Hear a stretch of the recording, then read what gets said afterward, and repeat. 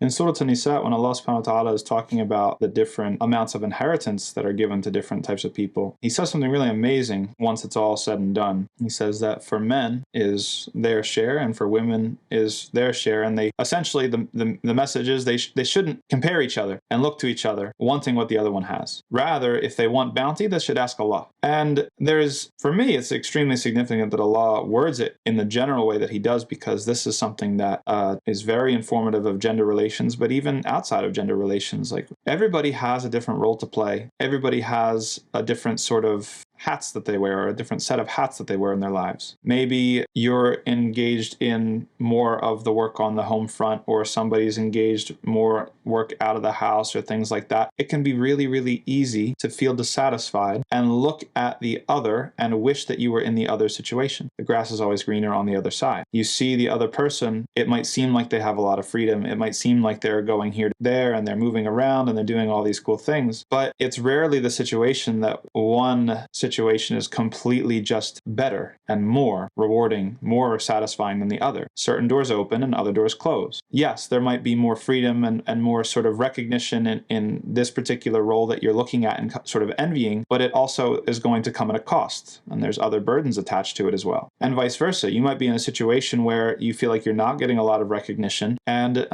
you have a certain type of task that you are responsible for, and you don't find it really rewarding. But there might be other people who wish that they were in your situation. That's not to use the whole guilt trip, but it's just that everything always looks better when it's not what we're doing. And spiritually, and this is universal, and it's especially in our tradition, building our satisfaction and building our contentment as spiritual people, as people of faith, is more about developing contentment within ourselves than it is with going out and getting what we want. Now, I say more because it's not always mutually exclusive. Sometimes you're in a horrible situation, you need a change. The Prophet ﷺ recognized that when it came to the person who killed 99 men, that whole hadith, that whole story. And there's others. But the most lasting form of contentment, or I should say the most lasting form of wealth, is contentment, because desire and envy and want have no limit. What you wish you had today, if you got it, you might want something else tomorrow. The thing that might satisfy you today, it might not satisfy you tomorrow once you get it. And so there's this whole spiritual sort of aspect to it that can't be forgotten without